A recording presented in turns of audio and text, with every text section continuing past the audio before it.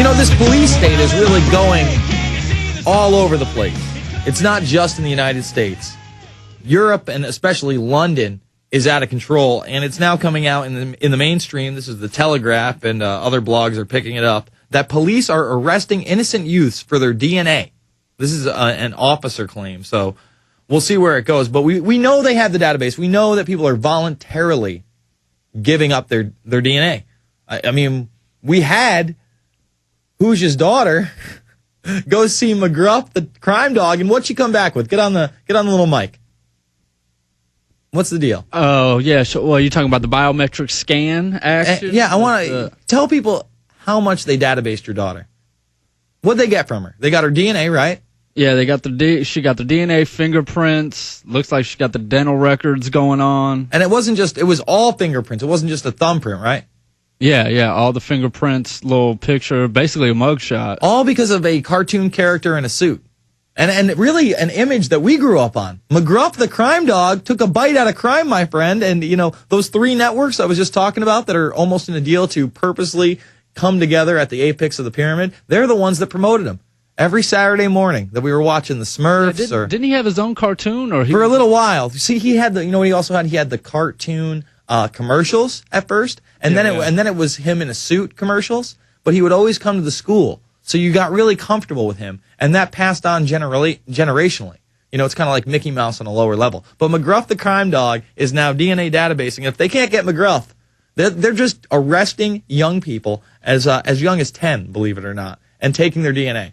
No crimes, never committed a crime. Let me read this for you. It's absolutely arresting them for no reason. No reason, no priors. 10-year-olds. Listen, officers are targeting children as young as 10 with the aim of placing their DNA profiles on the national database to improve their chances of solving crimes, it claimed. Long-term crime prevention strategy is what it's being called. A Metropolitan police officer made the claims after figures were released that show 386 under-18s had their DNA taken and stored by police last year in Camden, North London. That's one place in North London. So you're saying they took their stuff just in case they... Let me read it. The officer said... Crimes? Listen, this is the officer said, have we got targets for young people who have not been arrested yet? The answer is yes.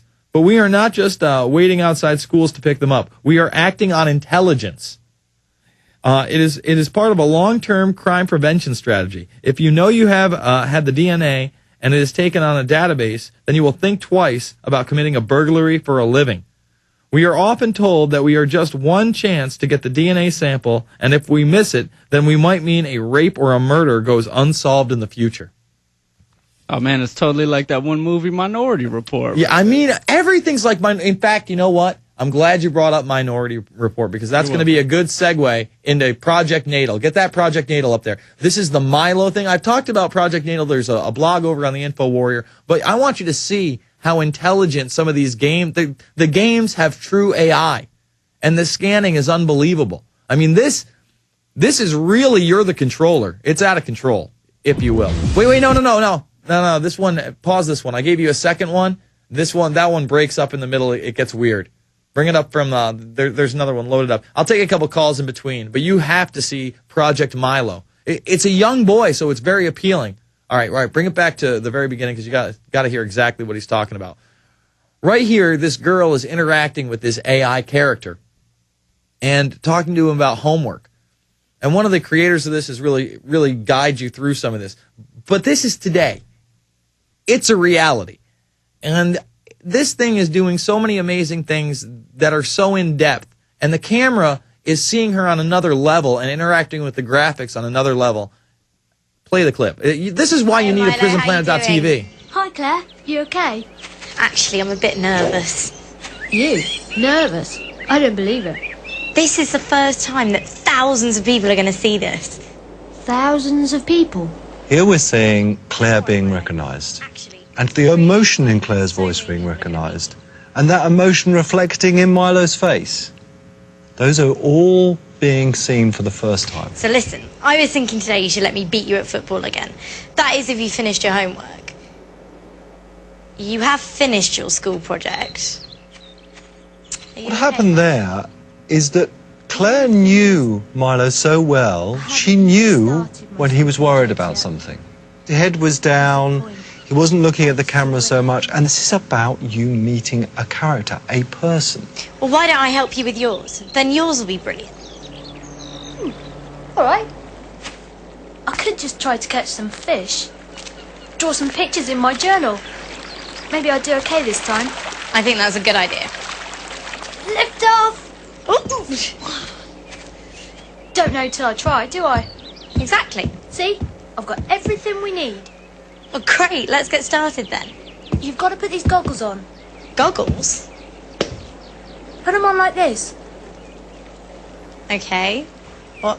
Like that? Claire has been thrown a pair of goggles. Notice what she did. This wasn't acted. She felt the need to reach down for those goggles. Now, everybody, every single person that has experienced this reaches down because they feel so connected to Milo's world. Cool.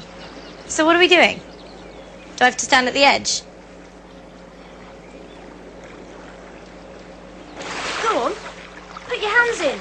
And here comes the creep factor. I bet the fish think you're a monster. Cheeky. Swish the water about a bit. See if you can touch a fish. There Claire is, in Milo's world. She's in that pond. All right. Every hand movement is being recognised. Being able to touch fish, being able to swish the water with her hand. Moving away. Everyone who's experienced it, the hairs are standing up on the back of their head. Now, what's about to happen is some real magic. Well, you're good at drawing. They're only fish, but they're trickier than you think. Well, here, I'll have a go. Right. I'm going to do a body and a tail with a big fin and a smiley face.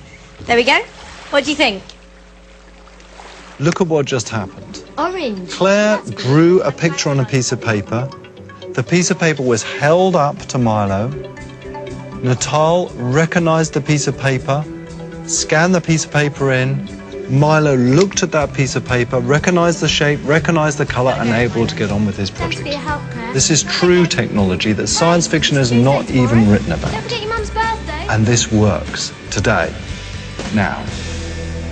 Do you understand? It works today, now. You're interacting with a camera that reads your biometric voice print, that reads every motion of your body, that can be accessed via the internet at all times, that's going to be in millions of living rooms this Christmas. But you don't understand the implications of that. You're just going to go back to bed. You're going to buy one, and you're going to worship it. You're not even going to put something over the camera. Remember, the voice thing could be activated at any time. And the AI on this thing, this is why you need a PrisonPlanet.tv membership. It's cool you'll be able to see this on YouTube tomorrow, but if you're listening now, you really can't appreciate what this thing is unless you're online and going to check this out, because it is incredible. It's on another level. This scanning technology, I mean, I guess we'll have to see how it works when it gets on the consumer level, but if it's half as good as they're showing you in the demos, this is very dangerous. This is a unbelievable spy device in your home. All right, let's take some calls. Let's go to Steve in New York. Steve, you're on the line. Hey, what's up, Jason? I just want to let you know on Real Time with Bill Maher tomorrow is Richard Haas. Oh, Mr. CFR himself, huh? Oh, yeah, he's gonna be the king of the world right there. He's going to be on there tomorrow. So I just felt the need to call you for that. Mm-hmm. And also, I think it was Monday, I saw Keith Olbermann bring out the Homeland Security Lexicon report. Oh, really? Yes, he brought it out, and he said the lone wolf single issue extremist. The abortion doctor died. He said, "Oh, the Homeland Security brought this out, and Republicans criticized it so bad." And they showed them. Wait, he was sympathetic to it. He said that lone wolf one was a reality because somebody who was anti-abortion shot someone because a crazy person did a crazy thing. He played it off like Republicans called Janet Napolitano after the curb there and said, you know, it's all Republicans. Republicans criticized the Homeland Security chief, but now the report's true because he's a lone wolf extremist. Oh, come on. Give me a break. That's such garbage. You know, I like some of what Olbermann does, but some of his stuff is just pure trash. That's trash. He totally turned the page. You know, it's garbage now, so.